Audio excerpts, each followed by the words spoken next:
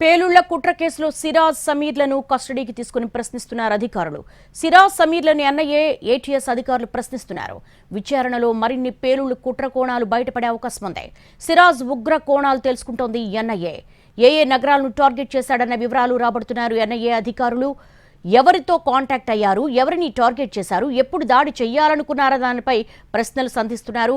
పేలుళ్ల కుట్ర కేసులో సిరాజ్ సమీర్లను కస్టడీలోకి తీసుకొని అత్యంత కీలకమైన సమాచారాన్ని ఎన్ఐఏ, ఏటీఎస్ అధికారులు రాబడుతున్నారు.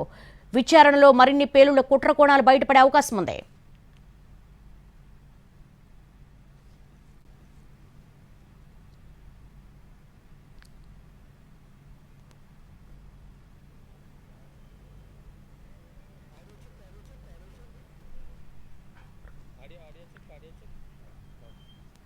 పేలుళ్ల కుట్ర కేసులో సిరాజ్ సమీర్లను కస్టడీకి తీసుకుని ప్రశ్నిస్తున్నారు అధికారులు. దీనికి సంబంధించి మరిన్ని డీటెయిల్స్ మా ప్రతినిధి అందిస్తారు.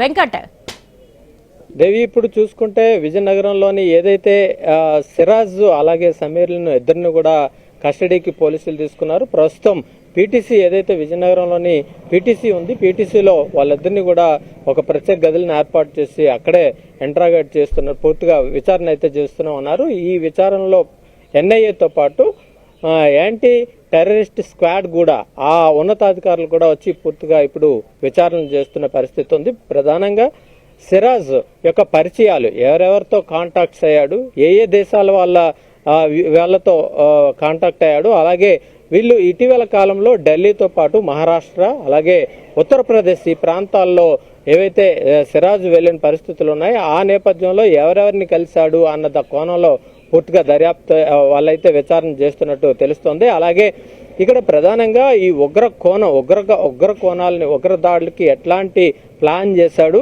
ఏ ప్రాంతాల్లో ప్రధానంగా టార్గెట్ చేశాడు అన్న దానిపైన ఎన్ఐఏ పూర్తిగా ప్రశ్నలు సంధిస్తున్న పరిస్థితి ఉంది. అలాగే సిరాజ్ యొక్క ఏ కదలికలు, అలాగే ఎక్కడెక్కడ చేశాడు ఏంటి అన్న దానిపైన పూర్తి వివరాలు కూడా తీసుకుంటున్నాడు. అలాగే ఆర్థిక లావాదేవీల పరిస్థితి కూడా, ఎక్కడి నుంచి ఈయన అకౌంట్లోకి డబ్బులు వచ్చాయి, ఎలా వచ్చాయి, ఎవరేస్తారు అనే దానిపైన కూడా పూర్తిగా విచారణలో ప్రశ్నలు సంధిస్తున్న పరిస్థితి మనకు తెలుస్తోంది. అయితే ఏదేమైనప్పటికీ కూడా ఈ కుట్రకోణం ప్రధానంగా సిరాజ్ ఏదైతే అనుకున్నాడో ప్రధానంగా పెద్ద నేతలు ఎవరైతే ఆర్ఎస్ఎస్ సంబంధం ఉన్న నాయకులతో పాటు పెద్ద నేతలతో పాటు అలాగే పెద్ద నగరాలు హైదరాబాద్ అలాగే ముంబై ఇట్లాంటి పెద్ద నగరాల్లో పెద్ద పేలుళ్లు పేల్చి ఒక పెద్ద ఎత్తున దాడులు కూడిగట్టాలనేది, మానవ బాంబులుగా కూడా తయారు చేయాలి అనేది సిరాజ్ యొక్క కుట్రగా ముందు ప్రాథమికంగా నిర్ధారణకు వచ్చారు. కావున దాంట్లో మరింత లోతైన వివరాలు సేకరించే పనిలో ఎన్ఐఏ పడింది. అలాగే ఎన్ఐతో పాటు యాంటీ టెర్రరిస్ట్ స్క్వాడ్ కూడా పూర్తి స్థాయిలో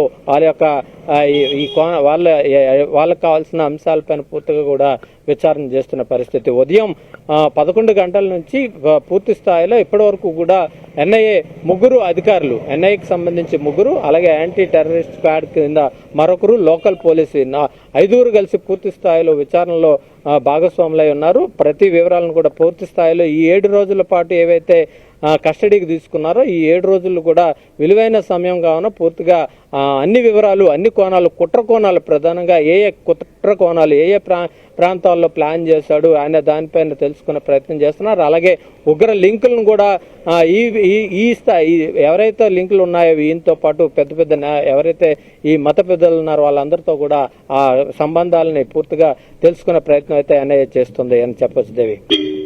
all right Venkat, thank you.